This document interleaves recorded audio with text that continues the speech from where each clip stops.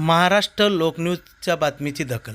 खडकाळ नदी पुलावरील पर्यायी रस्ता वाहतुकीसाठी खुला.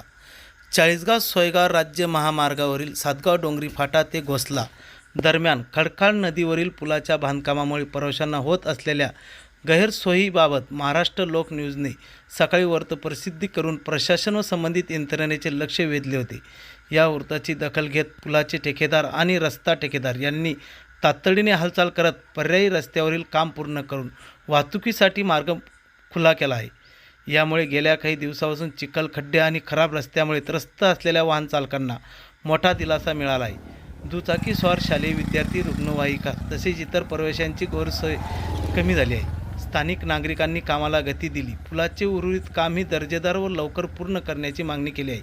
जैन हिताच्या प्रश्नावर सातत्याने आवाज उठवणाऱ्या महाराष्ट्र लोकन्यूजच्या दखल घेत तातडीने कारवाई झाल्याने नागरिकांनी समाधान व्यक्त केले असून अशाच प्रकारे लोकहिताचे प्रश्न सोडवण्यासाठी प्रशासनाने तत्पर राहावे अशी अपेक्षा व्यक्त केली जात आहे. महाराष्ट्र लोकन्यूज, गजानन लादे. गाव मार्गे किंवा सोयगाव मार्गे ते एकमेकाला टच होऊ शकतं किंवा इकडे जाणार जे संभाजीनगर जातील किंवा चाळीसगावले सोयगाव जातील त्यांना येण्यासाठी हा रस्ता मोकळा करण्यात आलेला आहे. आणि सकाळी त्यांनी उडवडीचे उत्तर दिल्यानंतर सुद्धा आपण त्यांचा एक फॉलोअप घेतल्यानंतर हा रस्ता त्यांच्याकडून बनवून घेतलेला आहे.